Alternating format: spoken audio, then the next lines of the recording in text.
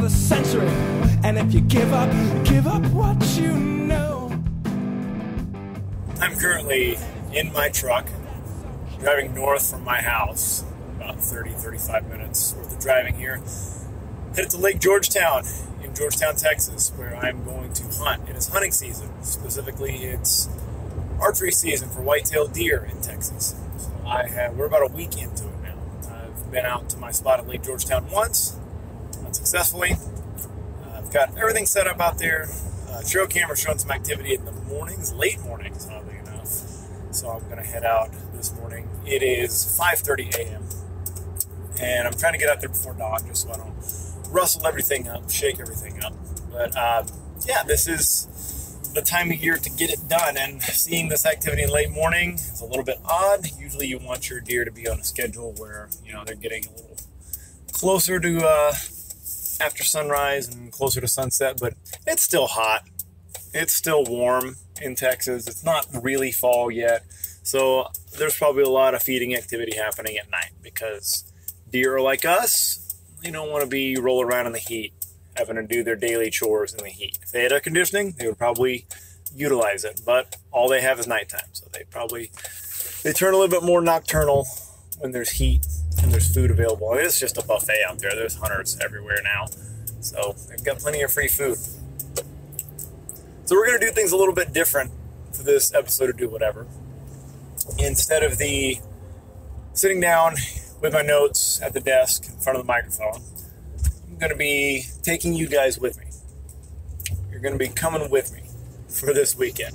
And the reason for that primarily is that tomorrow, Saturday, I'm competing in a Highland Games, which I know that many of you following know me from that, or kind of are aware of me as a Highland Games competitor. And it's not something that I've really been heavily involved in for a year and a half, 2 years now. You know, I have competed.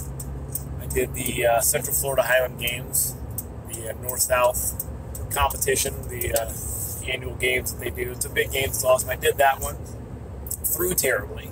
Had one of my worst performances, but you know, I was basically a year out of the sport at that point, dealing with a lot of personal stuff that kind of precluded me training to be a thrower. I got all my excuses lined up when I throw badly, so you know, I've always got something. It's another part of being an athlete, right? You got to have all your excuses lined up.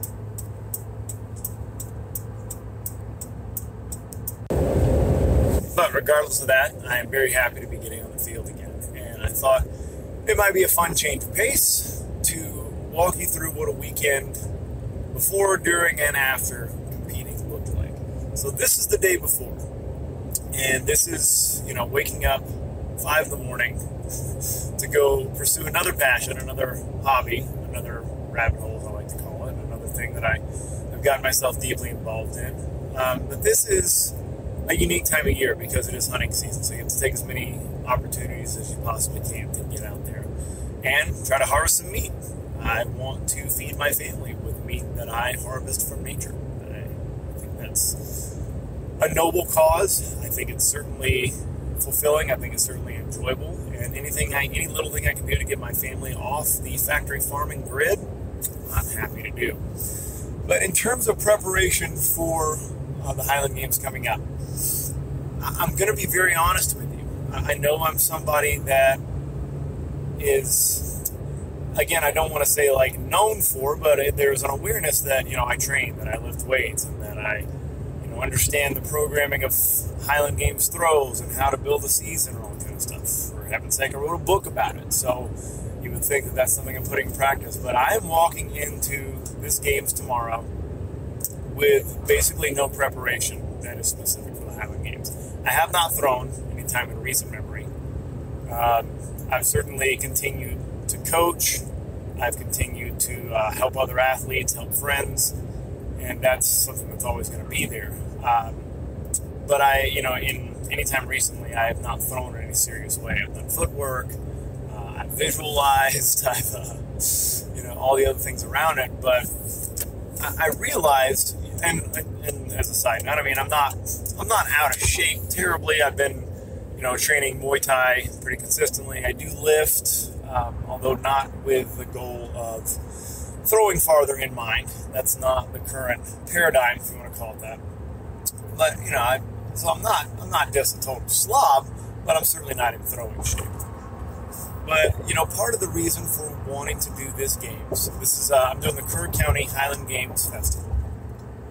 So I think it's the Kerr County Celtic Festival, Kerr County Highland Games in Kerrville, Texas. Part of the reason that I wanted to do this was, instead of just getting out there saying, hey, I want to hit numbers, you know, A, B, C, D, like I want to, you know, hit these certain benchmarks or anything like that. Instead, I wanted to sign up and I wanted to go throw for the love.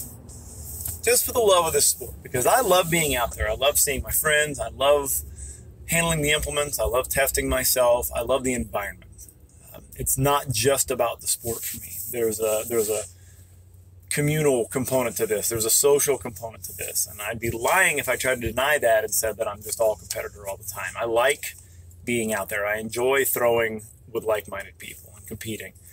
And just the feel of competing. You know, I'm getting that from fight training, from Muay Thai training. I'm getting it. I'm getting the competition part from sparring.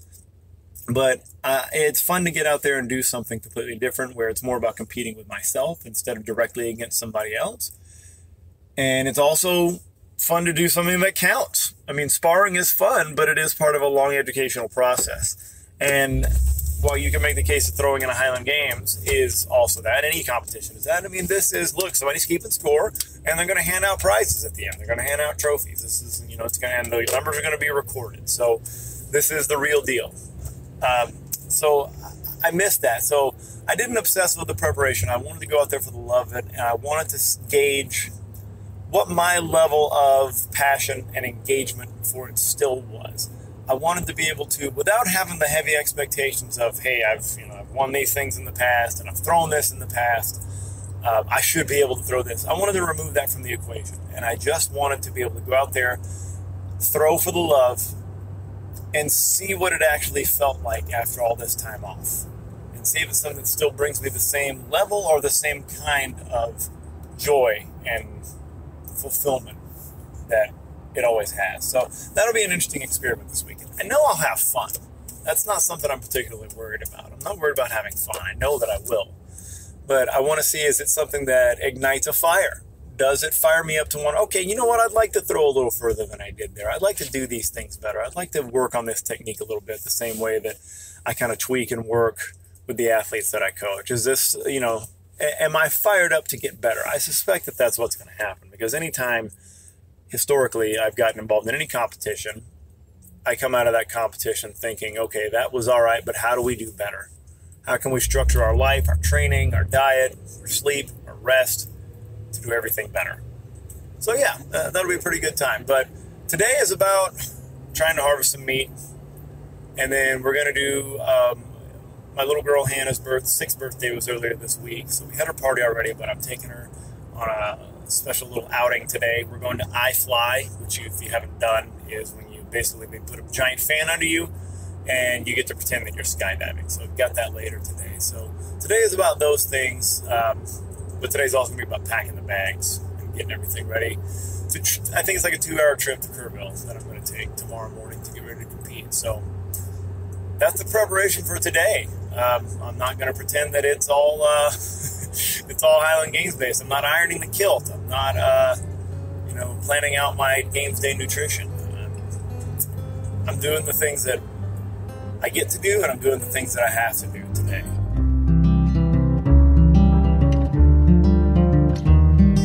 The cedar trees, the morning air, the way the dew sits on her. This episode of the Do Whatever podcast is brought to you by Sport Kilt. And speaking of ironing my kilt, the nice thing is that I don't have to iron my kilt. I use a Sport Kilt. Sport Kilt is the sponsor of this episode of Do Whatever podcast. And I use a Sport Kilt because it is a blend material instead of a heavy wool like traditional kilts are. So the beautiful part about a Sport Kilt, it's really a lot of things. I'll focus on two. The first one is that it's lightweight. It's built for athletes. The closures are, primarily Velcro. I have the buckles also because I like the way they look. You can get all sorts of modifications and cool stuff put on your kilt. I think I have the fringe and the buckles, and then I put patches all over it. too. But the lightweight material makes it better for athletes. It makes it more resistant to moisture, because when you throw in the morning, a lot of times there's still going to be moisture on the ground, sometimes in the air. Sometimes you're going to have nice Scottish weather. It's going to be more resistant to moisture. The lightweight makes it so it's not weighing you down when you throw, and if it gets moist, it's not sticking to you and you're feeling gross. And the other part is, it looks good when I pull it out of a gear case that it's maybe been sitting in for a month. I'm not, like, that is my favorite thing about it. If I could do that with every pair of pants, shirt, everything that I own, where I could just throw it in a corner and pick it up and be perfectly unwrinkled, I would go for that. So the sport kilt material is awesome about that, because to be perfectly honest, I try to keep my kilt hanging to care for it the best, but a lot of times it just ends up sitting in a bag or a gear case for a long time. And when I pull that sucker out, it's ready to rock. I don't look like a slob. I don't look all wrinkled up. So, look, sport kilt's the standard. If you are an athlete throwing in the Scottish Highland Games and you're taking this even half seriously, you need to be using a sport kilt. It just makes sense. It makes everything easier. They are the standard by which that kind of apparel should be. All apparel like that should be measured, and they are the best by far. If you use code DW18 at Original Sport Kilt, I think it's sportkilt.com, you can get a little bit of cash knocked off of the total there, and that's pretty sweet, because this is an investment. This is something that you're going to use over and over and over again. So being able to save a little bit of cash on something that you're going to use for a long time. I mean, I've used the same sport kilt for years running. I have a couple. I like having different looks. I like having a backup, but you can use these forever. They're going to last you. They don't get beat up. They don't fray. They don't rip. They don't even really fade. Like I've worn mine forever, and it's still, I use the Henderson tartan, which is my wife's maiden name. It's a tribute to her. It hasn't faded. It still looks bright. It still looks great. I still get compliments when I go past the Henderson clan tent. So it's all good. So use code DW18 at sportkilt.com. Save yourself some money. Get yourself a sport kilt. Yeah, yeah. I'm the real thing. Oh, baby. I ain't no boy king. No, baby. Alright. Just arrived at Lake Georgetown. Getting out of the truck. So, a little bit of loading up here. Just got to get the bow. Got to get the boots on. Grab a couple other things, and then head into the woods. I can't promise that I'm going to be chatting with you guys much while I hike to the woods. It's still dark out, so me holding a recorder up to my face to talk, I'll try to navigate dark trails and then woods. Maybe not the smartest, but I've been known to do not the smartest things once in a while. All right, unsuccessful morning, but I did get some work done out at the site. After being in the blind on an actually sunny day, I changed the angle, I changed the position of the blind, just because I didn't like how the sun was hitting it. I don't think I was getting lit up in there or anything like that. For those that don't know, a blind, like a pop-up blind, is basically a tent with strategically placed windows that you can shoot out of. And I was just worried that it was a little too broadside of the sun, maybe getting lit up a little bit too much. The sun doesn't rise exactly in the east, so I had to kind of recalculate that. But I moved it, brushed it in, put some fallen cedar around it. There's plenty of damn cedar in Texas, if you're not familiar or you were worried about that. So yeah, I did hear 2 deer run behind the blind very clearly. 2 animals. I don't know if something spooked them or they were just on their merry way, but that was as close as anything got today. The upside is got a couple miles of hiking in, and that's going to help with my sore legs. I squatted twice this week for reasons I'm not entirely sure of, looking back on it, but got sore legs. Don't want to take those into competition so much on Saturday, just for, if nothing else, comfort. So a couple miles of hiking to flush that right out. So back to the truck now, head home, clean up. Definitely got to get some food. Certainly didn't catch any food. So got to count on somebody else to feed me for today. I've seen Jesus play with flames in a lake of fire. I was standing in. Met the devil in Seattle. All right, we just finished taking Hannah to iFly. That was quite an experience. Not just with watching the kids do it, that was fun, but we kind of lucked out, and that's Hannah screaming like a person being murdered in the background. But we're at a playground right now at a restaurant next door.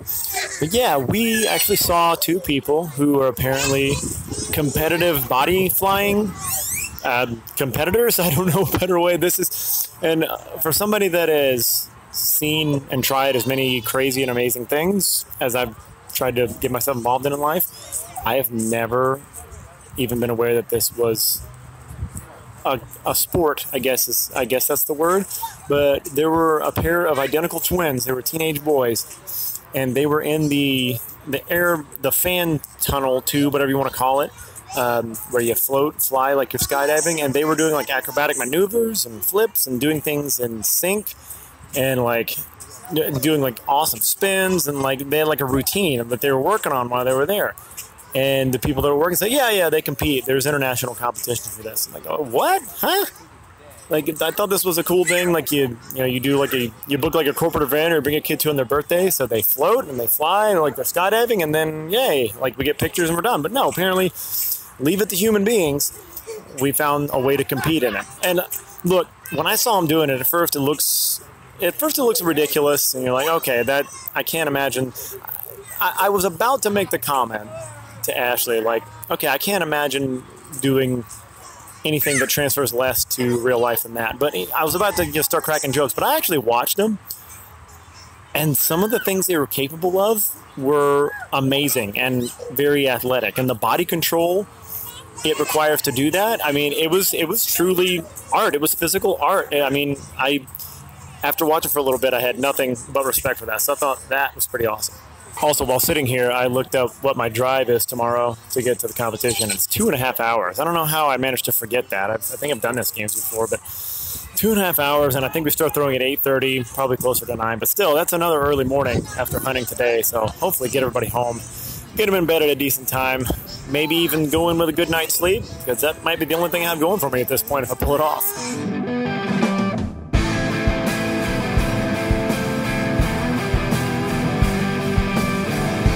Give up now, leave me be. It's a crime of in the garage at home now, getting gear together while the kids are happily reading, and I think my son might be, well, apparently I got a message on my phone a minute ago that he's putting together a slideshow of funny animal memes for us. So there will be a presentation shortly. So that'll probably cut short some of my bag preparation here, but that's the best possible reason I can think of. But I'm realizing in putting my gear bag together here and gathering everything that I have not put a gear bag together in quite a while. I think I traveled, pretty far. I air traveled for North-South Games in January, and I was very minimal there because I knew everybody I'd be throwing with, and we all, I've gotten less and less equipment intensive, and I think I just mooched off those guys, honestly, for most of the time we were there. But it's pretty funny now. I'm like trying to decide like what shoes did I use for this event? Like I remember I used to take 5 different pairs of shoes. Now it's kind of just like what shoes can I get the most done with? And really I think it's going to be my trail runners for the most part. I actually have 2 trail runners. I have some minimalist trail runners, those New Balance kind, which are really fantastic all around throwing shoes. They're pretty good. But if conditions are a little, softer, I have like a regular pair of Adidas trail runners that I like to use. Obviously, I'm taking the boot blades. I may take my track spikes. I'm not feeling so lazy that I might want to get the spikes replaced, but I looked at them and they're a mess. They're all worn down and half the spikes are missing. So really they just become tap shoes if they're not, spiked up. So yeah, just haven't done a gear bag in a while. Had to really dig around for tape and chalk, and I don't have tacky. So all those things are hilarious because I run a company that supplies tape and chalk and tacky, and it's good quality stuff. I just can't find it for myself. I did find a roll of our XXX tape, the Throw Bros XXX tape. I found a canister of chalk. So that's good. So, it's like less than half full, but I shouldn't be using that much chalk. I hope not. But yeah, no tacky to be found. I think I had a tacky and I accidentally didn't put the cap down tight enough. And it was one of our old containers, like in the aluminum containers. Anybody that's been with us since jump remembers those. Those things were awful. That was a bad idea. So anybody that bought those, thank you for being patient with us. But now we're back to the squeeze tube design, which is massively popular. But yeah, I had that. I think I didn't get the lid down all the way and it ruptured, so I had to toss it. So I got some old spray tack. I'm going to use that. Again, none of these things are really upsetting me, though. They're not, throwing me for a loop. I know that I'm not going to be tippy top throwing. I know that, the gear choices that I make aren't going to be the thing that dictates like how well it actually goes. It's all going to be on me. It's not going to be the choice of shoes that costs me inches and feet in my throws. So yeah, not too stressed out about it. Got the kilt. I still have a kilt, sport kilt. So what do you know? It's hanging out in the garage, looking good as new. So yeah, pretty happy with how it's come together. But yeah, I know that there's things I'm going to be forgetting. I know sunscreen, I just thought about that right while I'm talking right now. I just realized that I do need to take sunscreen because that is something that I will forget like a dum-dum. And I guess a towel. I just take a Hitchhiker's Guide to the Galaxy queue there and just always have a towel. So yeah, couldn't go wrong doing that. I don't know. It'll be interesting to see when I get out there tomorrow what I actually forget, because this used to be automatic. The bag just used to be packed, almost ready to go at all times. I mean, it used to be a giant gear case. I used to be one of those guys with the rolling gear cases, like the job box or whatever, the Husky job box. But over time, I just needed less and less stuff to get it done. And, the stakes get higher, I guess, as I got better and did bigger games, but they really don't at the same time. You start to realize like, hey, it's not about the gear that I'm bringing. It's about the mentality and about the body that I'm bringing. But it's everything I've done to prepare for this. Just have the gear that gets the job done. Don't plan for every single contingency, I guess. And as much as that is fun to do, honestly, you're like a Highland Games prepper. As much fun as that is, it's still nice to be able to solve problems on the fly sometimes. Sometimes that can be mooching from your friends like I have in the past. But sometimes that can be finding, tweaking technique or going without something and realizing that you didn't need it. I think a lot of people have that experience with throwing hammer and gloves or throwing weight for distance and gloves. If they forget the glove, they realize like, oh, you know what? It feels pretty good to throw barehanded. I throw barehanded in everything. I've never had enough hand issues to point me any other direction and enough grip issues to really make me feel like I need to. Tacky does the job for everything. I tack up on hammers. I just use chalk on weights for distance and hook grip. And that does it for me. Now, as I'm talking about this sort of stuff, I'm also kind of mentally thinking about, what to talk about next when I'm going through this, like how to keep a conversation going. But I'm also kind of mentally doing a checklist of stuff. And I keep circling back around and I can't think of anything else right now. I mean, I guess snacks and water. Because of the way that I diet right now, that I eat a lot of fats in the morning, and I'm very low carb overall, especially in the first half of the day. I'm not hungry a lot, but this is a different animal. So I do need to be prepared, I guess, to have more fats and a little bit of carbs maybe out there on the field with me. I'm just always wary of carbing up heavy, having a big giant breakfast or whatever. And because I know there's an inevitable crash. I'm one of those people that gets carb crashes in a serious way. So I know that it's coming, so I try to be intelligent about not over-carbing. I've added a few more carbs to my diet for the last day or two. I had pizza tonight, so it was good pizza too. It was New York-style pizza, so pretty solid. But I did abstain from the ice cream earlier, even though the kids enjoyed it. I'm sure I ended up eating like several bites in equivalent by, licking my own fingers after, picking up their stuff. So there's plenty of mess to be had after that. I'm a disgusting animal. What can I say? Yeah, so I think the bag pretty much is what it's going to be at this point. I'm just going to fold it up, make sure everything doesn't smell too bad. And then, take it out to the field, see what I can do.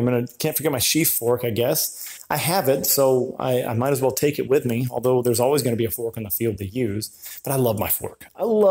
It was made by Johnny Irvin. It's a springy antique fork. I have a full-length handle on it, which irritates the piss out of a lot of people when I travel. But I just love that it's full-length and it's gaudy looking. I love it. It's named Glenda. He carved a name into it, and I still have the original handle. It's probably about time for it to go, though. The head's a little bit mobile in that handle now. It's probably time to get a new one. Hammer that head into that and secure it. But man, I love that fork. I aesthetically love it. I really love the way it looks. And I also love throwing with it. It's nice and springy. It gives me a little bit of pop, especially since I've been throwing lightweight. I throw that 16-pound bag. Having a lot of spring on the bag, man, it's really, really nice. Makes up for all that strength that I lack. It really helps. If you don't have a 700-pound deadlift, just get a really springy fork. That's going to be my advice. Yeah, do that. So yeah, I'm going to roll this bag inside. Not roll, drag. I'm using an old baseball bag. It's a catcher's gear bag. It's basically just a baseball bag. And I'm dragging inside, go through it, make sure I get everything mostly in order. But not much to panic about. Again, I can't reiterate how much fun this is going to be looking back on this portion when I get out on the field and realize something that I've forgotten and have to do without. But, hey, that's competing. I hear the sound of windy leaves and summer birds and gently flowing. Okay, everything packed up. Got a little bit of coffee, hydration, food prep for the morning, so I don't have to worry about it as I'm groggily stumbling through the house. Last of the kids is in bed, so I'm going to step on the scale if I didn't mention it. I'm throwing the lightweight class tomorrow, so I have to be under 200 pounds, technically. 199.9 is the weight limit, so I'm going to step on. I'm still dressed right now, so not fretting too much. Yeah, I'm 200.2 right now, so I mean, literally, if I just stand here and spit for about 5 minutes, I'll be under the weight limit. So I'm not worried. I'll wake up under weight limit, be able to eat a little bit of breakfast, drink a little bit, get a cup of coffee, and me get going. And by the time I finish a 2.5-hour drive, I'll be plenty dehydrated when I step out there to weigh in. So no worries. Feeling good. No need to cut any water or do anything drastic, anything like that. It's a nice part about pretty much just walking around at weight. I've been probably more like 205, 206 most of the time since I've started kind of getting strict on my diet. But, knowing that this Games is coming and I wanted to be under the weight limit, I went a little lighter on calories in the second half of the day. It's really, I don't try to overcomplicate my diet at all. Like I've said a lot of times, I generally just try to go with lots of, proteins and fats in the morning. Those tend to be very satiating, so I don't get, I don't feel the need to keep eating for a long time. Pretty much, and I have a rule that basically for the first half of the day, from breakfast until whatever, lunchtime or when I actually have lunch, that I have no sugar, that I don't have any sugar. And I flex on that once in a while. I'm not super strict, but that's generally a good guideline for me. And keeping protein and fats being the primary source of calories gives me lots of energy, makes me feel good, and it makes it easier to kind of overall restrict while still feeling energetic. So yeah, I don't do anything super crazy in terms of cutting down. It's just, second half of the day where I would have normally gone a little bit bigger on dinners and stuff, I just kind of kept it reasonable. And what do you know, over several weeks, the weight came off while I was training. And Muay Thai is doing a good job of keeping the weight off me, honestly. It's pretty hard work. So I'm going to hit the hay, I guess. Do people say that anymore? So yeah, I'm gonna get to bed here pretty quick. Try to get a good night's sleep. That's an early wake up, and I had an early wake up today for my unsuccessful hunt. But hey, it's not an unsuccessful hunt if you got to spend time outside. That's what people that don't get any animals on hunts always say. So that's what I'm going to say. All right, I will check in the morning, and you guys will hear a much groggier version of me, probably. But it don't hurt. No, it don't hurt. I got a heart lost in kindness, a mind that's mostly mindless. I can hold you up forever. Okay, as promised, the groggier version of me is 5:30 in the morning. I got 3 pieces of bacon on the griddle right now. It's going to be my day opener right there. And I might get some more food along the way, depending on how I'm feeling. But weight is good, so I'm not worried about that. I have my little hydration cocktail, which is going to be, I think, do 8 or 10 ounces of water, a little bit of Himalayan sea salt, a little bit of lemon juice, just to start off with the hydration right, especially on a day where I'm going to be competing all day. I think that's, I'd hope that I'm going to remember to drink plenty of water. But why not start off on the right foot? And of course, you can hear coffee going. There's no way today will happen without coffee. So after this, it's rolling everything into the truck, packing it all in, making sure I've got at least 90% of the stuff I'm supposed to take with me, and then hitting the road. Start thinking about what I'm going to do on game day. And I guess I'll talk more about that when I'm on the road. I'll talk more about the idea of visualizing your performance in something like the Highland Games.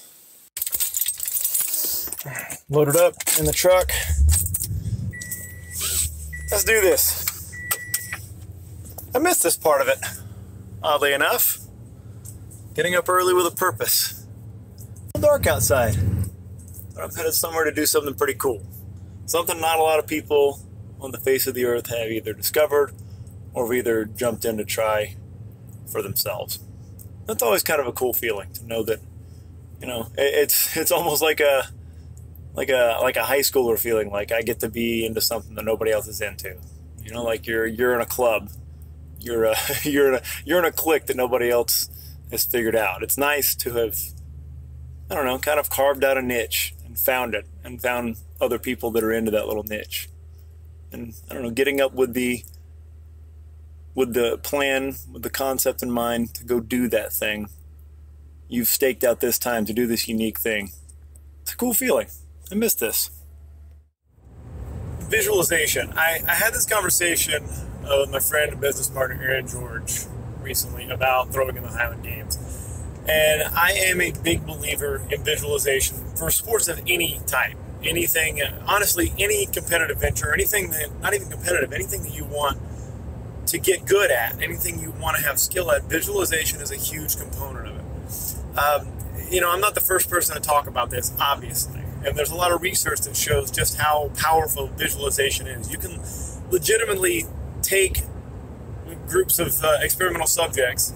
You can have one do an exercise, one visualize the exercise, and they can get similar results from visualization versus doing the exercise. I mean, in some cases, depending on what the exercise, what the activity is, like within the realm of like insignificant difference. Like it's not a significant difference. It's insane what visualization can do, like the power of the body in relation to the mind, what the mind can do.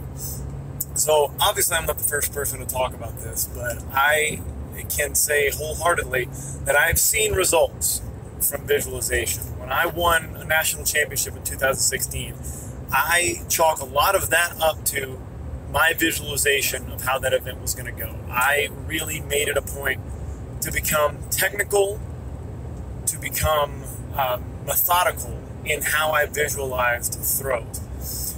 I think a lot of people, when they think about visualization, they just think, okay, just, you know, see yourself doing it. Try to imagine yourself doing the thing well. And that is a huge part of it. But it's, you know, there's levels of detail. There's levels of resolution to your visualization that you have to be aware of. Seeing yourself, and I'm just talking in terms of Highland Games here, but you can apply this to anything. Seeing yourself doing the throw beautifully, how you technically want it to look. Seeing yourself do that is one big component of it, but that's kind of the top level component. That's I save that for certain occasions, and I'll come back to that. But you also have to get down to a certain level of resolution. You have to think about, what's the ground going to feel like under my feet? What does the implement feel like in my hand? At what point do I feel the pull of the implement or the push of the implement? Where are those happening? What are the smells in the air? What are the sounds I'm most likely to hear?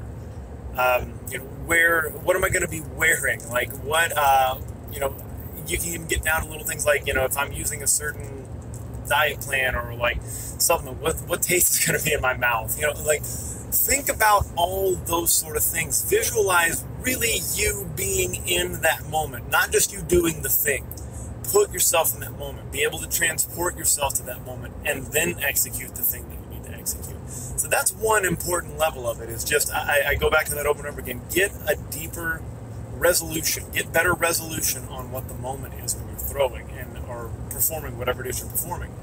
And in Highland Games, you have 9 events to do that with. So think, you know, context, think situation, think what your view is going to be. Like put yourself in the POV and then pull back and look at yourself third person. All those sort of things have to be done. Be able to see yourself from all angles doing the throw. And I can't emphasize feel enough. You have to feel your visualization. You have to put your body through that. You have to actually put, you know, the tactile sense, the pressure, the strain. You have to feel those things when you visualize. don't think. Feel, as Bruce Lee would say, right? The other part of it is that visualization isn't just like a monolith. It isn't just one thing, seeing yourself doing it. I like to use the full visualization of myself doing the throw beautifully. I like to save that if I can for close to competition day or on competition day, like in between throws before I step up to do it. I like to see myself do it. But that's not what I do during practices or, on days where I'm leading up to training for an event. A lot of times what I do, especially in a practice, if I'm practicing a throw, if I'm practicing any sort of sport or event, it's a solo practice, my visualization will be more broken down and technical. I will visualize the turning of a right foot on a stone. I'll start, from the beginning of a throw, and I'll sort of break apart into component parts, visualize doing each thing correctly. It's like technical visualization. There's not a lot of flow to it. I don't see the complete throw, but I visualize the technical aspects of the throw that I want to execute. So I will, let's say, like I said, visualize the turning of the right foot. And then I'll spend maybe between the next throw, I'll visualize up to the release, and I'll visualize what my right arm, what my elbow, what my hands, what my fingers need to be doing on release and how that's going to feel. Still trying to use as deep a resolution as I can, trying to look as deeply as I can into the component that I'm working on, not losing that resolution. But that's a more fractured way of thinking, and I don't feel that kind of visualization is as useful on competition day, because you can literally get bogged down in the details. In practice, you do want to get bogged down in the details, especially when you're doing drills and variations of throws. You want to get bogged down, so you want to, just like you're doing physically, mentally you want to get yourself caught up in the details. You want to be obsessing on those certain things. But on competition day, there is that paradigm that sometimes you just need to step up and throw, or you need to step up and execute, and you have to have an empty mind. When you're executing, your mind has to be empty. But in the seconds leading up to it, you need to visualize fully.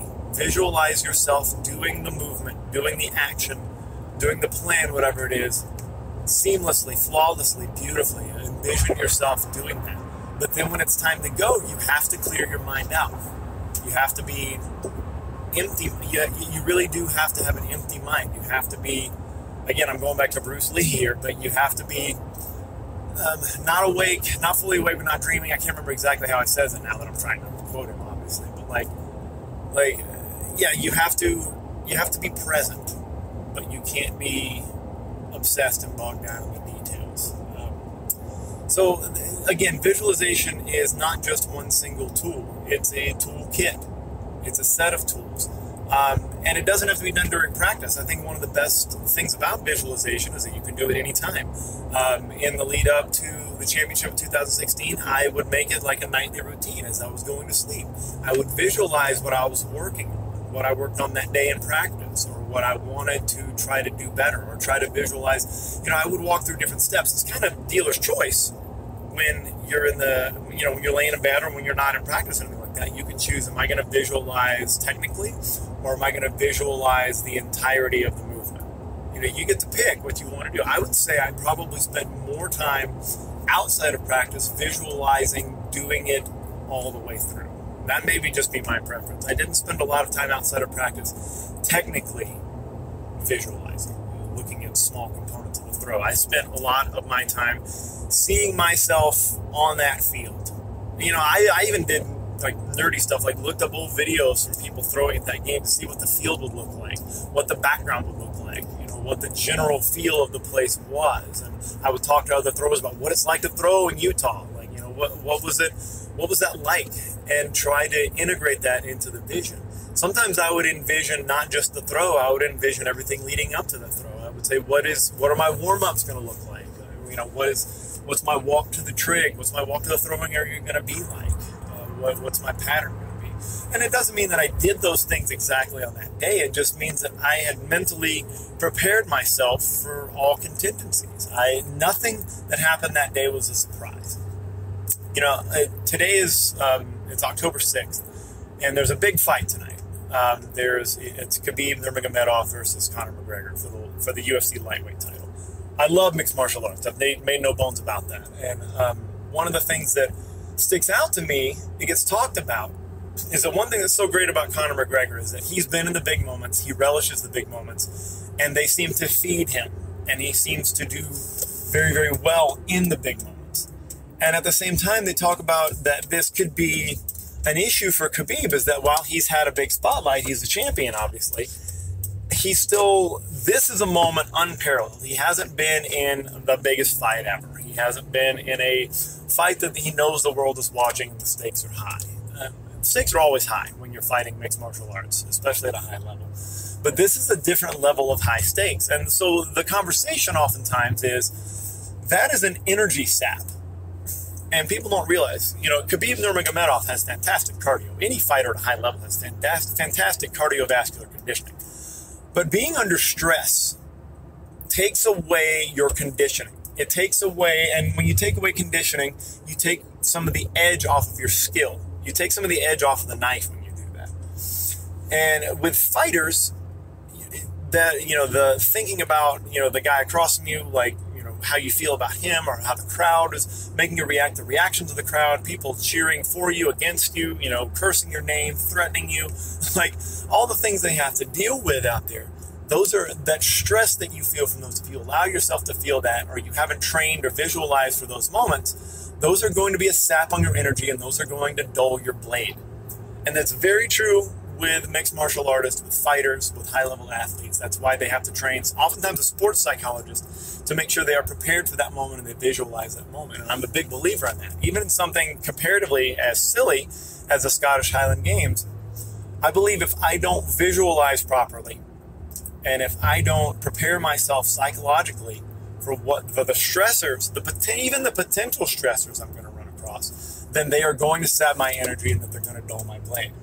So that's another reason for visualization, is just preparing your mind and your body for every contingency.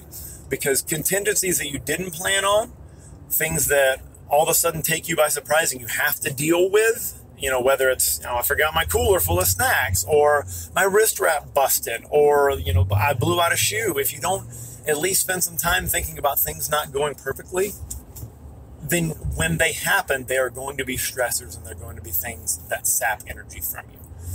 So think about all that stuff. Obviously you're never going to think about every problem that goes wrong, but try to think about every level of things going wrong. What if you get hurt on game day? What if you get injured? What if you're injured but not so badly that you can't compete? What if you have a nagging injury that pops back up? You could say that thinking about those sort of things, that's being negative, try to keep a positive outlook. I'm 100% with you. I get it. But you have to think of those contingencies, and more importantly, you have to think about how do you handle them positively. Not just wishing they're not going to happen, not just wishing that your trick knee isn't going to act up, or that you're not going to, maybe pop a rib out, or an intercostal is not going to get strained on hammers or something. You have to consider those things. Don't consider them on the day of, though. Don't consider them as you're stepping up to throw. Consider them a month beforehand. Consider those, think about those things regularly. Plan, have a positive plan through all those sort of things. And all of a sudden, those things aren't as scary anymore. So, and especially on game day, they're not as much of a drain anymore. So I coach a lot of athletes in the Highland Games, and I've, help a lot of people, with technique and all sorts of things like that. But if I'm dealing with somebody on a longer time frame, a longer timeline, training them as an athlete, visualization is going to be a big part of what I teach. I believe wholeheartedly in both the science and the magic of visualization.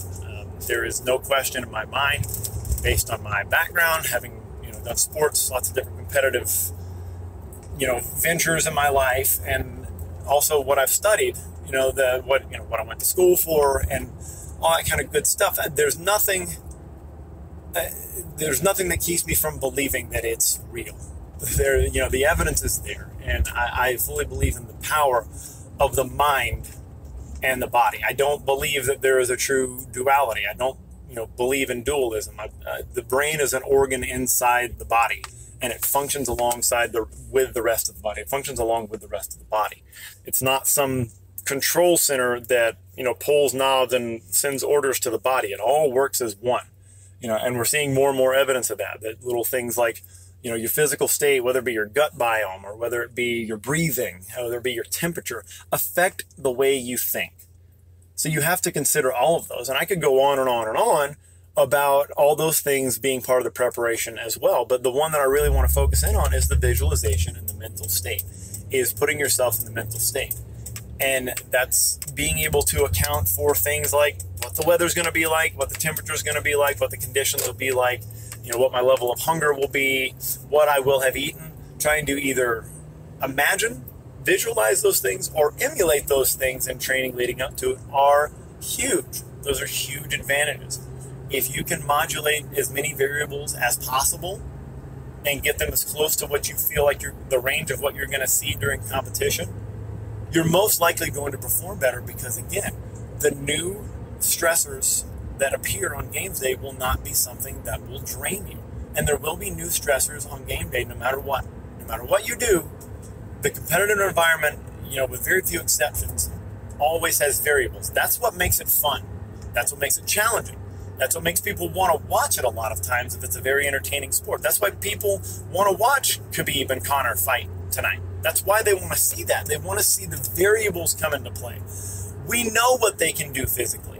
We've seen it. We have evidence of what they're able to do. Like if you're technical enough into the sport, you understand what the tools they're using are and how often they've used them and to what effect. But it's the variable of the other person. It's the variable of the arena. It's the variable of this point in their career. It's the variable of what they've done in life, what they've gone through. It's the variable of all the pressure from their families, their friends. It's all those things that are so fascinating to us. And that's what's fascinating to me about competition and about coaching athletes and about being on the field is everybody that steps out there has a story. Everyone has a story that has led them to this point. Everyone has a narrative. Everyone has something that they've had to overcome or things that they haven't overcome enough and then maybe not left them prepare. And this is where you start getting into the gamesmanship of competition. I don't think there's a ton of that happening in Highland Games, to be perfectly honest. Maybe when you get to big competitions that's happening, but I think some of the gamesmanship is realizing where other people may not have done the preparation, may not have done the mental work, may not have done the leg work to get them to that place. And you being able, as a competitor, to fill in those gaps or take advantage of those things. Again, I've talked about Highland Games before. You don't get to throw the stuff at people, so you're not truly competing against somebody else in the sense that you are in something like mixed martial arts or fencing, where I came from. You're not physically trying to solve them as a problem, but you are on the field with that person. You're sharing a field. So that doesn't mean you need to be some sort of manipulative dickhead, that you need to start trash talking people and try to make them feel weak or whatever. But maybe just understanding. It's almost a form of empathy, is understanding what somebody might have gone through in training and being able to understand where you fit in. So maybe if they're going to have a weakness or they're going to have a place where they're less prepared, maybe that's an opportunity for you. That's the best way to put it. If you're looking at an opponent, you're not looking at like, oh, I want them to be weak here. You're looking at where are they giving me opportunities? Where is someone going to give me an opportunity and where is it more important? Like if you know that the person that you're going to be facing in the Highland Games, let's say, is weak at the sheaf toss, and you know that's not a strong area for them. And traditionally it has not been. You have a couple of options that you have to look at competitively. You have to think, well, if they're going to continue to be weak at the sheaf toss, then I'm going to spend a lot of time in training on my sheaf toss because I can visualize that that's where I can take both a lead in points and maybe a psychological lead in them knowing that they're going to struggle there, and then I can go ahead and do that. That's an opportunity that they're presenting to me. The second possibility you have to bear in mind is that maybe they've really shored up that sheaf game. And maybe it's not going to be easy to blow them out of the water like you thought it was going to be. Maybe that's not the exact opportunity. So maybe that means I have to make more opportunities across the other 8 events. I have to be ready for a full games or have to find a new opportunity. So it's a really multifaceted thing, this idea of preparation and visualization. And I don't think anybody that takes a sport should laugh it off. Anybody that takes a sport seriously should not laugh it off. If you're taking the sport seriously, even if it's just your hobby, it's not something you're being paid for, but if you want to be good at something, you want to start getting good at something, visualization has to be part of the game. Showed me a glowing light within.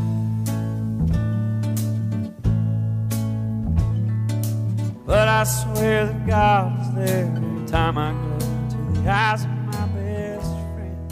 about 20 minutes out from the festival right now, and it has just started dumping down rain. So that could throw a wrench and everything, but hey, luckily I visualized this possibility. Honestly, to be perfectly honest with you, no, I didn't.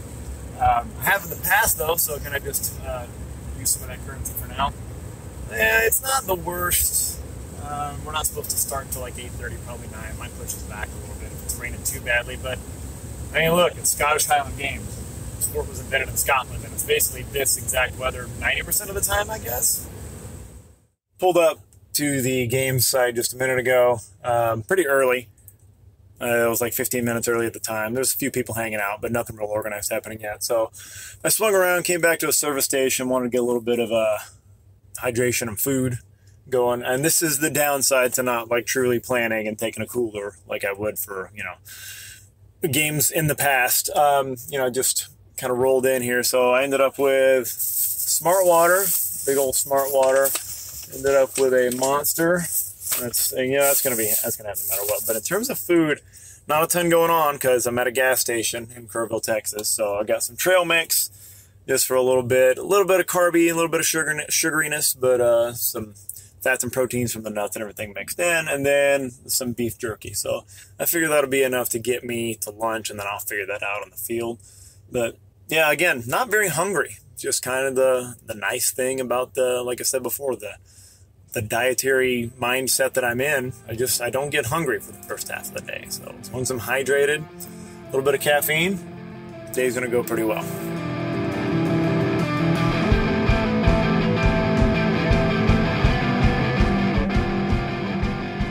Officially out of the truck, walking across the field to get to the athlete's tent. A lot of people here now. Looks like they're passing out shirts, so more or less right on time. Go say hi to some people, see what's up. Already see people waving to me here, so I guess somebody recognizes me still. That's kind of cool. All right, let's go shoot the shit. Saw some old friends, hugged exchanged, shit talk exchanged. So that's all in the bag. But now it's time to throw. So the lightweights are getting lumped together with the masters. So throwing is one group, and we'll be starting on weights for distance. Not my favorite way to start a day, but yeah, whatever. I came to throw. Now I get to throw. So tape up the hands, move the legs a little bit, see what we can do. So as promised, first equipment hiccup. I packed the wrong kilt. I packed my backup kilt, same tartan and everything, but it's my backup sport kilt, which is a little larger because I used to be a little bit larger. So I'm having to make some interesting measures here, take some interesting measures to make it fit. So yeah, not the worst problem to have, I suppose. Whew, and there it was. First throw in competition since January. Got out of the way, heavyweight for distance. Well, 42-pound weight for distance since I'm throwing lightweight. So medium weight for distance, yeah. First throw out, it was good enough. So let's go do it 2 more times. That was fun. All right, first Scottish heavy event out of the way. 42 weight for distance. Got first place. Took a couple of extras, like a real dick. But managed to throw over 40 feet. So anything over 40 feet, I'm calling a victory today. So yay! On to lightweight, now the 28-pound for distance. All right, lightweight for distance. Now done as well. So both weights for distance in the bag. Got first place in lightweight for distance. Distances were terrible, and the judging was such that apparently I was fouling in a certain spot with my left foot, which I've never been fouled on before. I've actually never seen anybody foul before, but maybe I just did something brand new that nobody's ever heard of today. But yeah, so I ended up taking a 1 turn just to make sure that I had a mark, and that's what ended up being the first place mark. So yeah, not gonna complain, but I am gonna drink a Monster because, man, I'm not used to being out here and throwing. Need some energy, man. And in keeping with non-traditional order, which I guess I could give a quick primer on that. The traditional order for Highland Games is generally one you're going to have your premier class do, whatever they are that day, if they're pros, A's, lightweights, women, whatever your premier class is. They're generally going to do the traditional order.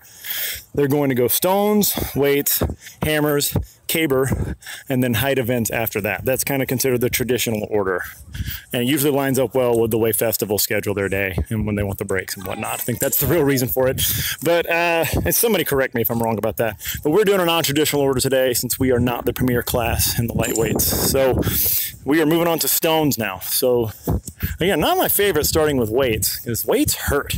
There's no fun way to throw a weight for distance where it doesn't hurt, but I do like stones, so at least we get to move on to something I enjoy. All right, the Braemar stone is done. Not a stone anyone is happy to throw. It's a 23-pounder. It's shaped about like an ice cream cone, but hey, you know, the implements are always going to be different. That's part of the fun of the sport. So, came away with first place in that one. Threw it over 30 feet, and there's basically, that's one of those landmarks to where if I do over that today, hey, that's a victory. So moving on to the open stone now. It's a pretty looking stone, but usually when the stone is beautiful, everybody blows it. So let's see. Open stone is completed. Ended up with a 41 feet and something open stone. Not bad. Ended up with a win in that event too. So probably a little break right now while we wait for one of the other classes to finish, and then we're going to throw some hammers. Hammers. I don't know why I said it like that. I apologize to your ears. We can go there when you want. We can go there, baby.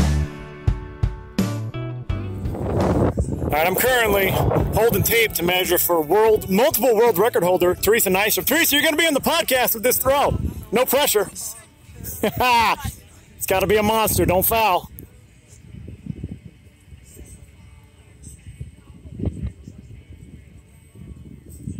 It was a good throw. Ooh, cling clang. That's your first throw, right? Yeah. All right, good opener. What was it? 42.11. 42.11 with a heavyweight. Yeah. It's pretty legit. So Teresa owns multiple world records in the sheaf, and I believe the weight over bar in women's masters lightweight. And she used to be a physique competitor. Monster. Bunch of monsters out here. All right, headed to the Scottish hammers now. So Scottish hammers, 22-pounder and a 16-pounder. You throw them both back to back, ideally. So the question for me today is, do I want to put on my blades? The bladed boots that help you dig into the ground. Get a little better, not traction, but plant yourself in the ground so you can actually swing that hammer out wider, reach a little longer. The reason that's a question is most places in the world that's not a question, but here in Texas we have ground that basically is a dance floor covered in dirt and straw most times, and that's, you know, it's the end of summer, beginning of fall, so that's pretty much what we're dealing with. Let's see if I can show you a sample here. I'm going to knock on the ground next to the microphone. That's what the ground sounds like in Texas. That's me knocking on the dirt. So I have to decide, do I want to tire out my quads and blow out a knee trying to kick into this stuff, or do I just want to throw barefoot? Not barefoot, but just in shoes. I'll figure it out here in a minute. Could just be a process of gauging where my laziness is. We're well into the second round of heavy hammer here. World champion, multiple-time world champion Michael Dickens has just thrown his second throw. Mike, what was that world-beating throw? We got a number on that yet? 107. No, I'm sorry, not how many kilos 106.6 were you when you were a teenager? 76.6. Nice. So you go with no blades and no speed today, I noticed, is your... That is my do not injure yourself approach. How's that working out? It's working so far. Okay. What is this we're doing? This is a podcast. Podcast? Been on a podcast? Yeah. I've heard a podcast. I'm just trying. I heard about these millennials eating podcasts. Yeah. No, That's silly. You're a millennial. That's I get it. I'm right on the cusp. I'm what they call the Oregon Trail generation. Did you know that? They gave us a special name because we're special. We're special and different and unique. I make cream puffs. Yeah. Sounds delicious, though. That's what Dan McKim says. We're reptile aliens made of light. Cut you open, pull out all your pain. 22-pound heavy hammer completed. Biggest surprise to myself is that I was able to throw it over 80. So that was one of those benchmarks in my mind. Like, hey, if that happens, I've got no reason to be upset. So that's, yeah, pretty thrilled with that to pull out that kind of throw. So moving on to light hammer now. Hopefully, you know, the last heavy hammer felt the best. So let's see if maybe that translates to light hammer, or if I just get excited about a light implement and blow it. Been talking, that's a theme, right? Getting excited about, get excited about the implement coming up and then blowing it. But now, I think heavy hammer's done. Never fun for a lightweight, but now light hammer's up. Always fun for a lightweight. And light hammer completed. So both hammers in the books now. Hit, I think it's like 102 with the light hammer. So again, I keep going back to this, but that's kind of one of those big round numbers where I kind of had in the back of my head, if I can still hit those after being away from the sport and not making it a focus or anything, like, hey, that's pretty cool that can still happen. So yeah, I'm pretty happy with that. I would have been happy with no matter what happened today. Like, I had no expectations. That's a beautiful place to be. But, you know, coming out and throwing at least shadows of what used to be there is pretty neat. And it's a good group of guys. There's some newer guys that it's fun to talk about their journey into the sport and coach a little bit. I love the coaching portion of this so much. But yeah, really good time. Heading on to Caber now. Caber's traditionally a very, very huge weak point for me. But I don't know. I got a good feeling this is going to be a fun run at it. It's a good crowd, good group of people. Let's do it. I just turned the lightweight caber for an 11:30. So barring, well, there's one more throw going on right now. So if he gets it better than 11:30, I'll get second place. But if he doesn't, I'll win the event. So let's listen in real time. Here we go, Mike. Good. Get nice and still, get nice and quiet, and then start pushing. Good pull. Good pull. Oh. 60 degrees. It stood on its end for quite a while. I decided not to turn. They do that sometimes. Stupid caber. I'm going to kick it real quick. Got him. Man, I'm fired up. They were playing Rock and Roll All Night by Kiss. No one knew this was coming. It's so pumped up. I hope there's a song with bagpipes playing next.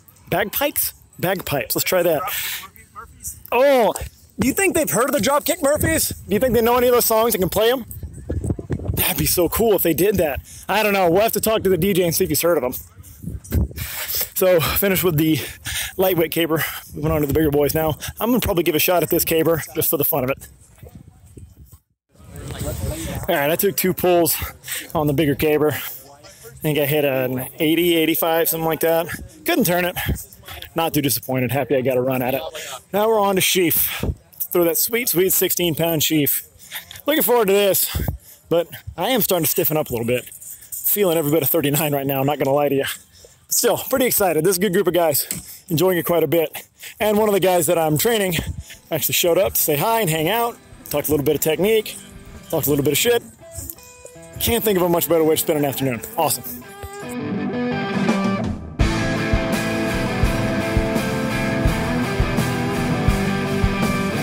And if you give up now, leave me be. All right, sheaf has been underway for quite a while. Height events always take a while.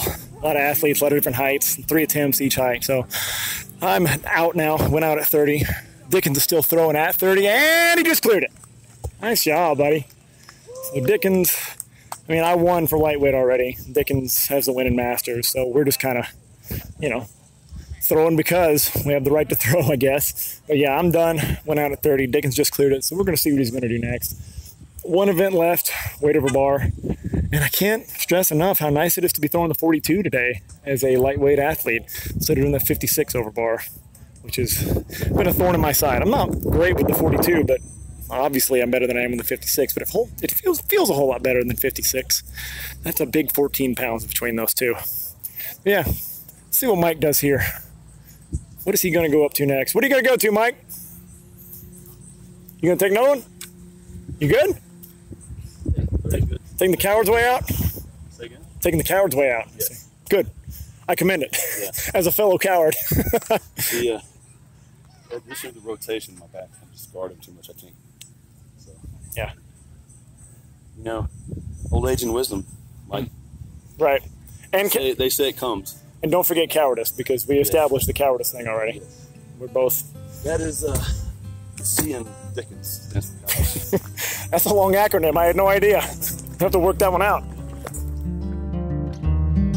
The cedar trees, the morning air, the way the dew sits on her hair so peacefully below. Well then, finished what was a pretty decent day of throwing, all things considered, with a sweet, sweet no height in weight over bar. Weight over bar is a 42-pound, for lightweights, it's a 42-pound weight thrown over a bar. I happen to have my opening height set at 13 feet. Nothing monumental or world-beating. And I missed it out front. I left it out front, didn't go over the bar, smashed it into the bar once, and then left it out front again. So that was a nice reminder. With a nice reminder during a day that everything went honestly better than expected. That, oh yeah, you have to practice this sport or else dumb stuff is going to happen to you. And that was dumb stuff. That was plenty of horsepower to clear that height and then some. But I did not throw correctly. I have not practiced that. So what do you know? If 3 out of every 15 repetitions are bad, I just happen to find those 3 repetitions that were no good right now. So maybe get that number of bad repetitions down. So a little disappointed in that. Otherwise, pretty good day. Every other event, ran the table, except I can't say ran the table because I am going to lose this last event, obviously. Yeah, a little bit of a sour note there, but I think I'm going to be okay. Should come away with the overall, and had a good time doing it at least. But yeah, practice things, kids. It actually makes a difference. Whew. All right, so confirmed, I did get the win today in the lightweight class at Kerr County. So yeah, I'm thrilled about that. There's never a point at which I will be unhappy with a win. And I can't say that with 100% truthfulness, but there are parts of any win to be unhappy with, I guess, sometimes. That's pretty contradictory, but yeah, words. But yeah, I'm happy to get the win. It was a good group of guys. It was very enjoyable, a lot of laughs out there. So yeah, I ran the table and everything except weight over bar. Just like I said, that was maybe the one thing left to work on. That's the one thing, like any good competition day, any good competition, you walk away with a list of things to work on. And for me, it's just the things that I'm not good at already, like weight over bar, like work on those, really focus on those. Maybe visualize those things a little bit better, because those aren't as much fun to think about as the events that I like. So maybe there's a little less time focusing on those mentally, physically, and training. So yeah, something to think about. But having taken the long layoff that I have, and then coming back and throwing some of the numbers that I did today and coming away with a win, I have 0 complaints. That was a ton of fun, if I haven't said it 10 times already. I'm on the road now. I'm in this sweet air conditioning. We have a crisp fall day of 89, 90 degrees here in Central Texas. So it definitely heated up. But we had some cloud cover once in a while, a little breeze. That's about the most you can ask for in Texas. It was a beautiful day. Good people, good throwing conditions, good implements too. Marcelo does a good job with his implements. He makes it all himself. Everything out there is very well crafted. You can tell there's a craftsman involved out there. It's nice. There were stands for your sheaf fork. They had a rack for sheaf forks. They didn't have to lay all over the ground. You had 2 racks that were handmade and painted just to stand your sheaf fork up in. That's attention to detail. Marcelo does a really, really good job of making the athletes feel like they are a priority, and that their comfort and their ability to perform is the most important thing. And that is a huge note to any AD out there. I know athletic directors of festivals are pulled in 100 different directions and have a lot of people to make happy. But the ones that can effectively make the athletes feel like someone is interested in their performance, man, that is the key to getting some big throws and get some happy athletes that are willing to entertain the crowd. And note for the athletes out there, remember that you are there to entertain the crowd. That is your job. So even if you're having a bad day, have fun out there. Really have fun. Don't try to act like you're having fun. Have fun, because people pick up on that. And if you're smiling, they're going to smile. And there's a lot of kids in the audience. The biggest fan we had today was a girl that just turned 3 years old. And she was amazed that we could even pick up the hammers, let alone throw them. So I brought her the lightest ladies hammer that I could find. I brought her a 12-pounder that was sitting around, and I let her pick it up. I let her use all her might and pick it up, and she was thrilled. And we might have made a fan for life. And that and a million other interactions of great athletes on the field, having a good time, smiling, shaking hands, talking to kids. That's what it's all about. That's what you're doing this for. You're doing this not because you're a world-class athlete, because most of us aren't. Statistically, we're not going to be world-class athletes or elite. But we can make a little bit of difference. We can put a smile on a kid's face and make them think, hey, being strong is cool. I want to be strong. How do I do that? Maybe you start somebody's journey that way. That's really my favorite part of the game. The winning and the throwing, obviously cool. I'm never, like I said, never going to complain. I'll complain a little bit, yes, about no hiding on weight over bar. But in the great scheme, who cares how I perform? In not even 100 years, in 20 years, nobody's going to know that I did this. Maybe in 1 year, nobody's going to know. But if me or some of the athletes out there by having a good time and doing this with a smile on our face and doing some stuff that's off the beaten path and maybe at times looks amazing to a 3-year-old kid and we change the course of their life even in a minor way towards something positive, dude, hell yeah. So with that in mind, I am going to call my beautiful family, let them know I'm on the way home. I tried to scoot out as fast as I could after the awards ceremony. I don't want to be rude, but I got a 2.5-hour drive. And I got kids that I miss terribly, and I got to be there to get them to bed to at least kiss them goodnight. So I got some cool swag, I guess. I got a gold medal, which I'll probably give to Hannah. I got a cool Celtic stone that's been carved with the Celtic rune for spin, which I think is neat. Although I don't spin for the stone, I spin for other stuff, though. So I asked if they had one for glide. Everybody thought I was very, very funny. But yeah, I got that cool stone. So I'll give that to Evan or maybe Leah. And I got a plaque. And yeah, I'll give that to the kids. Can pick and choose. They can pick apart what they want. Evan is 9, almost 10. He might be too cool for this now. I don't know. We'll see if he's into anything. But I think the coolest thing was Marcelo, the craftsman and the athletic director, he made some loadable maces. If you don't know, maces are kind of a fitness tool, a lifting tool. Lifting's the right word, but a fitness tool, where it's a metal pole that has a weight on the end. It's weight on the end, just like a mace, just like a weapon. And this one is loadable, so you can put weights onto it and then secure those on with a collar, and it can be modular. So you can do this mace work, which is a lot of rotational work and shoulder work and like an off balance work. And even some corrective type stuff. It's a really neat thing, and I've gotten into it a little bit, but I don't really have the tools. I kind of use a short version of my Scottish hammers for that, which is not ideal. Challenging, but not ideal for a lot of the movements.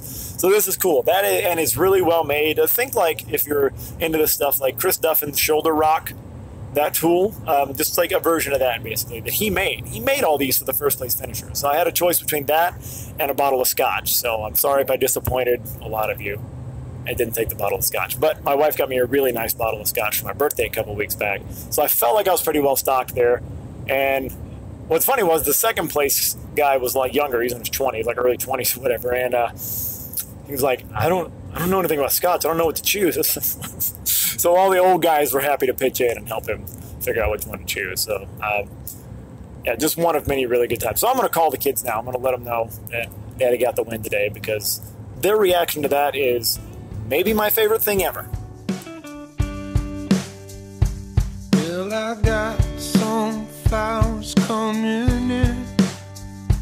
Got some friends, they all call me Jim. With a 2-hour drive ahead of me here, I figured I would try something a little different than just kind of conversational narration. What's going to happen on drives like these is usually there's going to be a set of phone calls. That's kind of, what happens on any kind of long trip. Usually go through the phone book. So my general list of people is I'll obviously talk to Ashley and the kids and give them an update, how everything went, and let Ashley know I didn't tear any muscles off the bone. That's always something she's particularly interested in knowing. When the big injury happens, I'm sure she's going to want to know. But and then I'll call Aaron, my friend and business partner of Throw Bros, because he is a professional Highland Games athlete and somebody that I trust, to give it to me straight or to kind of talk me through stuff. And I like to share the accomplishments with him. I actually called him from the field earlier, though, just because there was some funny stuff I wanted to tell him about today, especially with me bombing out on weight over bar, because he just did that 2 weeks ago in pro games. So it's funny, and it's kind of comforting in a way, but like it's there's a pro named Kerry Overfeld, longtime pro, great thrower, good guy, good coach too. And he was there. I believe it was St. Louis. I think he was there. I might be getting that wrong, but he was there with Aaron when he bombed out on Weight Over Bar, and they all, of course, they gave him plenty of shit for it, which, good. You need it. You need that. That's part of the fun of this. But you got to be able to get as good as you can get, right? And but he made the point to Aaron, and this is, we've heard versions of this before all throughout, but he told him, you really haven't done the Highland Games until you bombed out in a Highland event. And that's true. You haven't really competed in the Highland Games until you bombed out in a Highland event. It happens to everybody. It's happened to me. It's happened in Weight Over Bar. It's happened in Sheath. You can be the best in the world, and you can bomb out.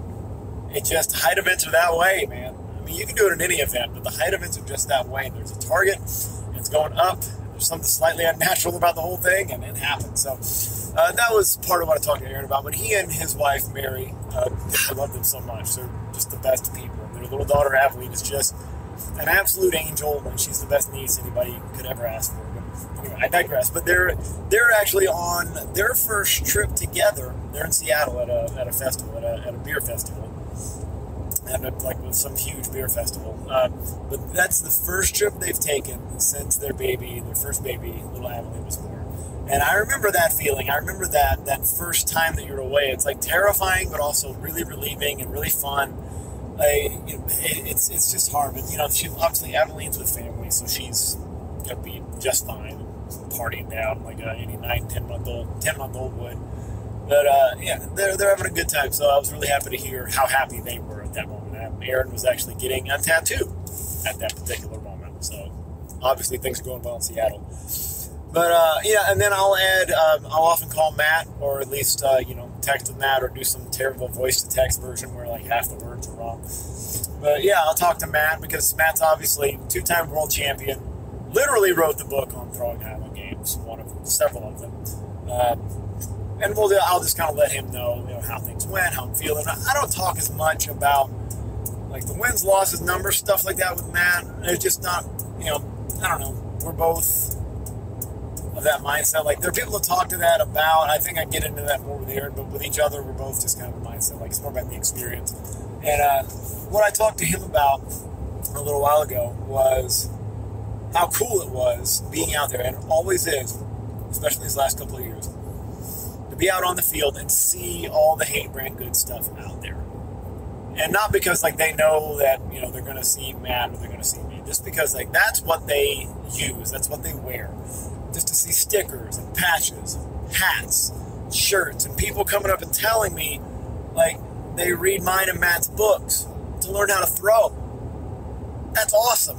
That, I don't even know how to describe that. I think humbled is the word most people use. It seems cliche, but that is humbling. That is amazing that people are using those resources, and it gets them out on the field and makes them feel more confident in their abilities. Dude, that's just the most awesome thing.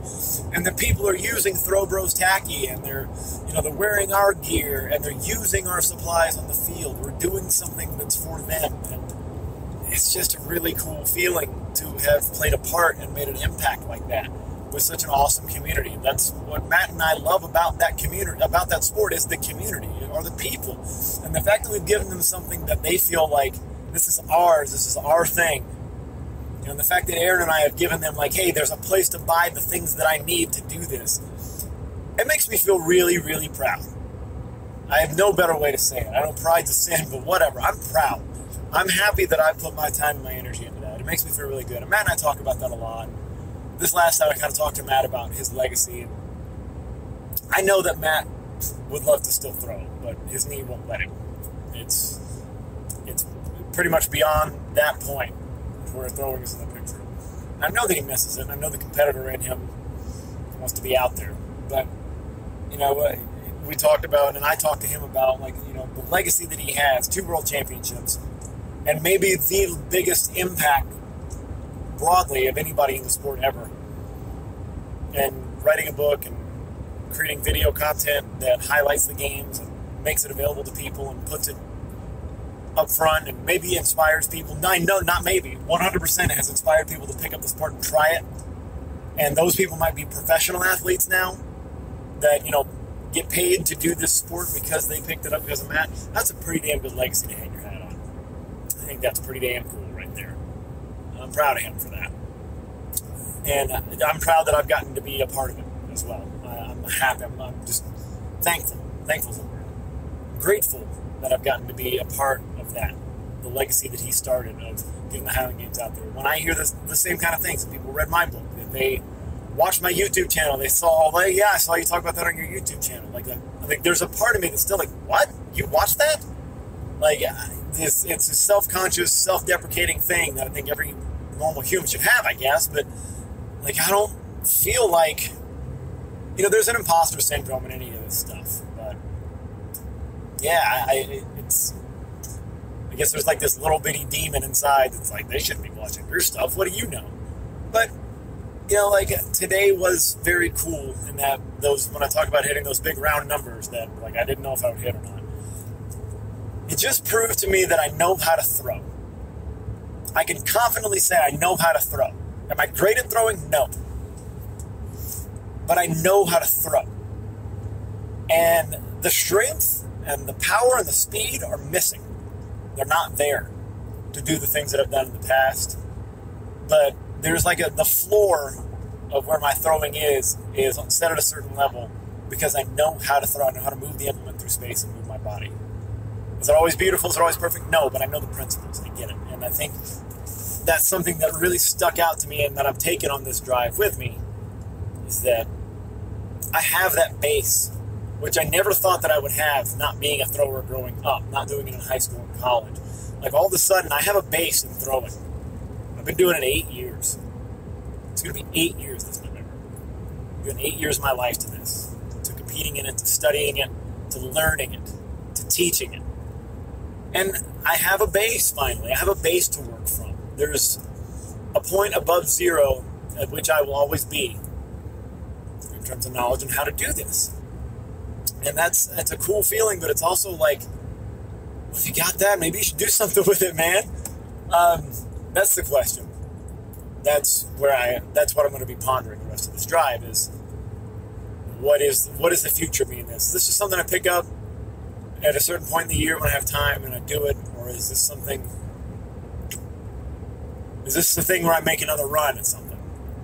Do I try to give it my all again? Or I try to give it at least more than zero? I don't know. I'm not going to try to answer that for myself. I'm going to take some time to think about it. I got time.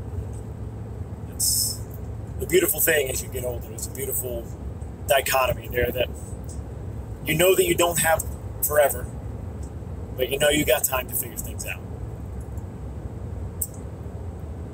So the other thing that generally runs through the brain is you run through each event. And the reason I started talking about this in the first place was, you know, usually I'll go through like an event by event, not visualization, but like, I guess, a post-mortem of each event. It's unavoidable. It's maybe not always the most useful thing, just go back over everything right if you've done it, but when you're driving for hours, you don't have much else to do.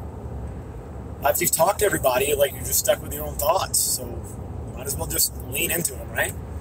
So if I go event by event, I can start to tease out the things that maybe I could work on, that maybe I could, people texting me right now about what happened today.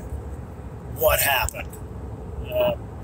So yeah, there are things I can tease out that are like I can look at the good, and I can also kind of look at, hey, here's where you need some work. And if I just go in, like, you know, traditional order, because I hate thinking in non-traditional order. My brain doesn't work that way. Though I'm not going to go in the order we actually threw today, but bring our stone, the heavy stone, the standing put. I've always been way better at that event than I should be at my size. And today was no different. It was a hideous stone. Like, it was Marcelo, you're the athletic director for Curva. I love you. You're a good dude, but that stone is awful. Like, it's not, I've thrown bad stones before, don't get me wrong, that are less than ideal, but that's just, it's awful. It doesn't help. It's the one thing in that entire game that doesn't help the thrower shine. So it's really hard to get a clean judgment in my mind of how I did in that event. The fact that I was able to get it over 30 feet, I'm happy with, because it felt terrible. the fact that I was able to get the win with that, like, great. But I'm not going to count it real big. I felt really stiff in stones and, like, pained, and I chalked that up to having squatted twice this week. I'm 39 years old, and I'm not the most in-condition strength athlete. I'm in other condition, but I'm not in strength condition. That wore on me. My legs are still sore. My lower back is still sore. So I need to start realizing what I do most of the year, and I'm very good about it, is that at the age I'm getting now, less is more. But for some reason, I got all hyped up about Squattober from, Sornex is running the whole thing. So I was like, I'm going to squat more. I'm going to get my squat and my legs back. And just decided to do it the week I was competing. That was dumb. And I knew it when I was doing it. But I was like, well, I don't really care that much about happens in this game. But now, like, feeling it during those throws is like, yeah, that was dumb. Don't do that anymore. So, whatever. A little tight. Hard to get back over the right foot a little bit. But it was there. The pop was kind of there in that. Very similar on open stone. The open stone was a pretty stone. I could have thrown it a lot better, but I'm still happy with what I did. On the glide, I'm launching off my toes too much. And it's funny, I just lectured one of the athletes I coach about, unseating, rocking back on your heel when you start the glide, pushing through your heel. That's all technical stuff, I know, but and not launching off your toes so you get some momentum movement and you kick your leg back out of that lean back. I told them all this, and it's all correct, and then I didn't do it today. I did it all. I did okay. I basically just moved a little bit before I threw the stone, but it felt fine. Stones always feel fine for me, even when they're not going. They feel well. I did take an extra because I won my class and I did a full spin. For those of you that are throwers and shot putters, you'll know what that means. I used to do that all the time. It went okay, but it didn't beat any of the numbers that I threw throwing the glide. So we're not going to bring that back anytime soon. It felt good though. Weights for distance, those were kind of a mess, but that's not surprising. I think, my personal opinions, that's the most technical event of all those two. The weights for distance are the most technical events that we do in these games. And heavyweight, or the 42 weight for distance, it went better than I could have expected. And then the 28 for distance, not so great. My final score was a 1 turn, which, again, for those who aren't Highland Games familiar, we normally do 2 turns. Like, we do a kind of a preparatory turn called the cast, and then we sprint in the second turn. We rotate twice, we throw it, whatever. But a 1 turn is kind of like a partial version of the throw that you can do as a drill to practice, or you can do it as like a safety throw so you're less likely to foul, step out of the sidelines. The reason for that is I was getting, in my mind, mysteriously fouled, meaning like saying that my foot was over the line when I was in a certain part of the throw. I won't get too technical on it. I looked at a video of one of the throws. I don't agree with it, and I was called for it. It's like 3 separate times in throws across heavy and light weights for distance. So it kind of got in my head, and that's the reason I threw the lightweight as a single turn, is to make sure I got a mark and didn't just foul out. But I feel like lightweight could have been decently better, but heavyweight was fine. I hit the big round number. I got over 40 feet, so that's a win. We'll take it. My technique overall though was not good. That's all fouls and everything else aside. My technique wasn't great, and that's the one that tends to degrade the most when you're away from the games. For me, anyway, that one doesn't come back naturally. I was pulling my arm in real short, hurrying and pulling in the wrong spots. Feet were sloppy and moving too much, so it was poor. I mean, it was enough to get it done, but it was poor technique. I think I have the one video, and it's bad. So I know that's going to require a lot of focused work. It's a very technical pair of events. So. But I know I need to work on staying long again. Not spotting the weight, which I didn't do a bad thing. Spotting the weight is like looking at the weight while you're throwing, which is pointless because it's not going anywhere. You should have your head kind of pinned to your left shoulder. But yeah, I'm not going to obsess too much, but there was a lot of things wrong there. Hammers were surprisingly good. The 22-pound and the 16-pound hammer, surprisingly technically good. I don't have like the next gear of speed that you have to go to as you start turning. Usually you turn 3 times and throw. That's the standard way. And usually you build speed throughout all 3. And by the 3rd turn, you should be flying full speed, ready to release. And I just couldn't kick it into that 3rd gear. I just don't have it. You know, I'm not training to be explosive. I'm not training to be fast. I'm not training to hammer. So not shocking, but really pleasantly surprised with how technique came together. It took me 2 throws with the heavy to kind of figure it out and get back to a feel that felt right. But once I got there, I was able to replicate and hold on to it. So overall, pretty happy. There's some technical things, obviously, to fix and work on. My release was not as big and dramatic as I would like. It was more of just a let go, but that's okay. If you're going to do anything, do that. If you're going to do, if you can't get your finish perfect and add a little something to it, just let it spin fast and let go. You won't go wrong. Caber, I turned it. I'm terrible at caber. Terrible at it. But it was just an easy enough stick. It was challenging enough, but like it was just easy enough to where I could pretty well get an 11:30. And I passed on my 3rd one because my shoulders hurt me because I'm old and I get clinched in Muay Thai a lot and get my shoulders cranked because I'm sloppy. So my right shoulder bothered me a lot. That was the event. That and Schieffer bothered me the most. But caber was fine. I maintain that I can pick almost any caber on the planet. Pick means like to pick up and hold it in your hands part. I maintain that I can do that with almost any caber, but actually turning them is a real problem for me. But I was able to turn this one a couple times today, so no complaints. I just need to be stronger, and I probably need to carry it a little bit differently. Aaron will beat me up about that, I'm sure, when he hears this, or I tell him about it more, but I tend to carry my cabers a little bit high on my chest, and it doesn't leave me a lot of room to pull. And another good thrower, Mike Dickens, pointed it out today, so they're right. So if I'm going to get better, I should actually change the things that will make me better. Chief, it went really, really well. I just didn't have enough horsepower to get over 30. It's sad. That should be an automatic height, I guess. Or not automatic, but at least higher percentage. I cleared 27, fine, and then I knew after I cleared 27, like, we're going to go to 30 and I'm going to waste everybody's time. And maybe that's not the right attitude to take into it, but I've been doing this long enough to know. The horsepower wasn't there. I'm not strong and explosive enough to get it over 30. My technique was fine. It was good enough. I just don't have the horsepower to get it over there. And then weight over bar, I just don't practice enough. Weight over bar, I just bombed out. I threw it plenty high. Like, each of those throws was 14 and a half, 15 feet. They just missed. It was bad technique. It was bad mental focus. It was bad visualization. I didn't even do any of it. I got inside my head on the 3rd throw. It was just bad. So that was a nice reminder.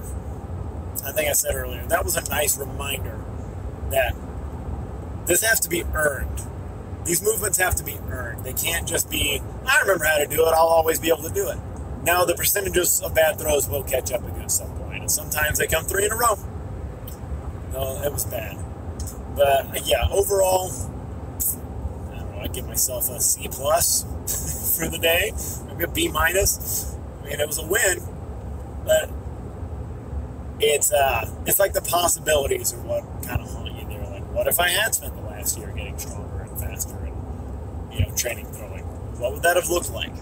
But that's a stupid fantasy land, because I didn't. I made other choices, and I've done some really cool stuff with that time instead. So, like going out to hunt deer this season and not getting any yet. That kind of cool stuff. Yeah, that's the kind of stuff that goes through my head. I just run through each event, kind of put together a list of what was good and what was bad. Way back when, I used to go home and write that stuff down. I don't need to now, I don't think, although it probably wouldn't hurt me, to be perfectly honest. But that's the kind of stuff that occupies you after you compete. Maybe just me, anyway. But I think it's a good, valid exercise. I think you have to be introspective, especially in an individual sport like Highland Games.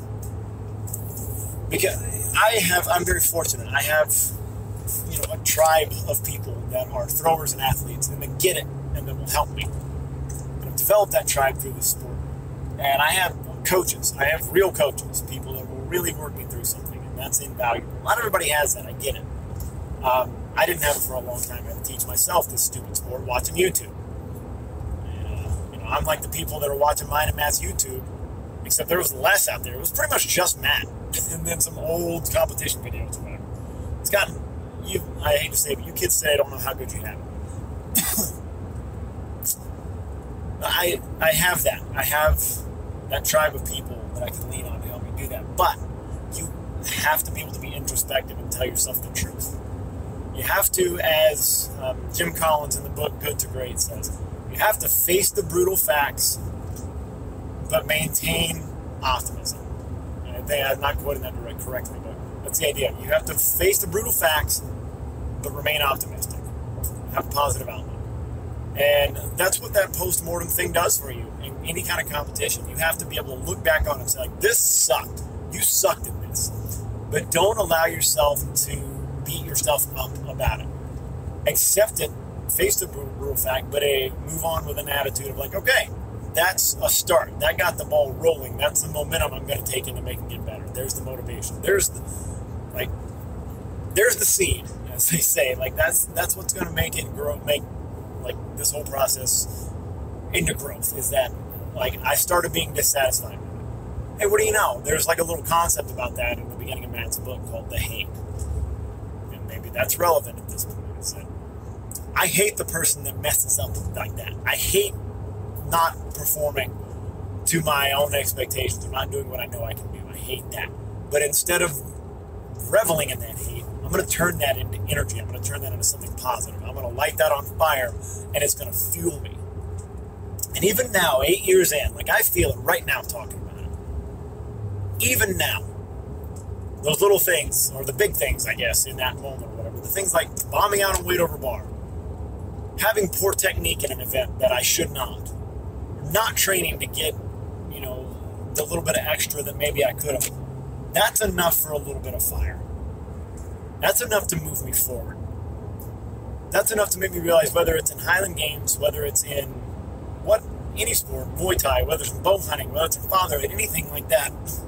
Anything where you haven't put in the reps, you haven't put in the effort, you haven't put in the time, you in no way deserve to perform how you expect yourself to, like or whatever high expectations you set or goals you have. You have the right to those goals unless you put in the time. You have the right to fantasize about how you think you should throw or what kind of person you think you should be or what job you think you should get, how much you should be paid. You have every right to fantasize about that. But you don't deserve it. You don't deserve it if you haven't put in the time. If you haven't taken that seed and watered it with effort, watered it with blood, sweat, and tears to make it grow into something that it exists, that pushes out into new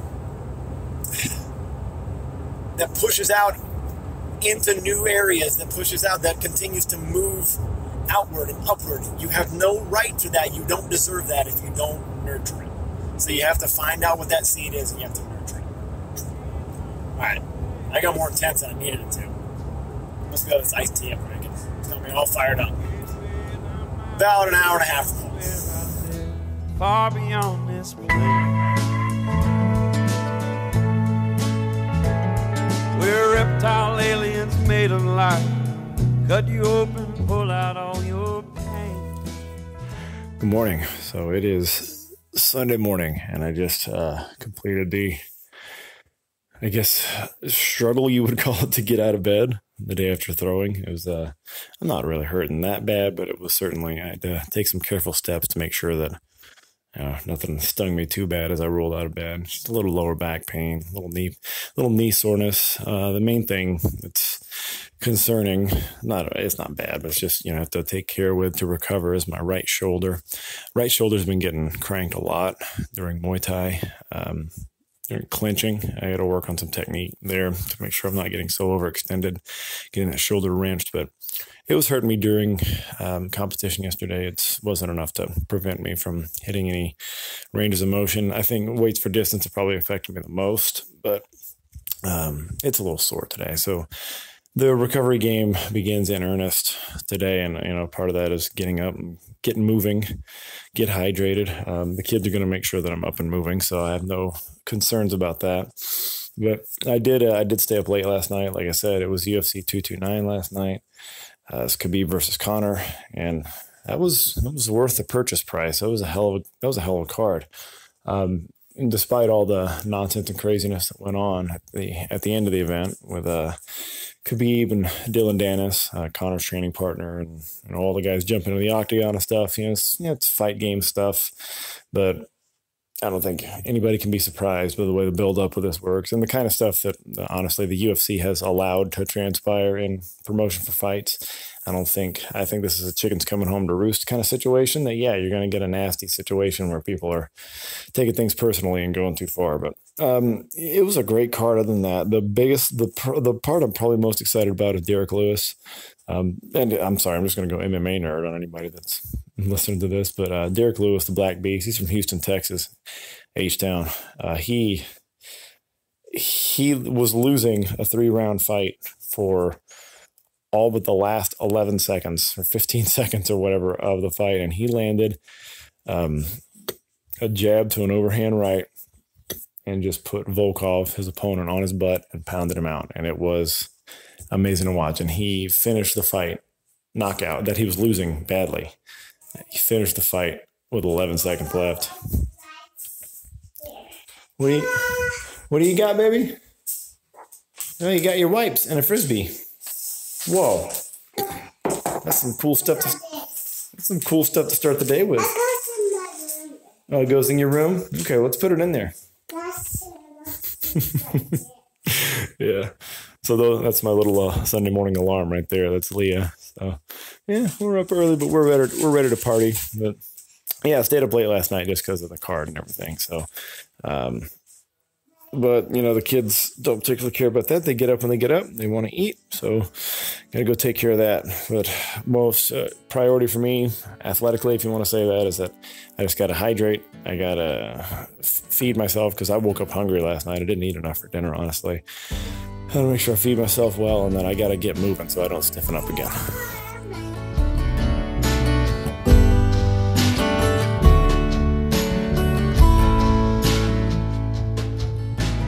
I went down to Bone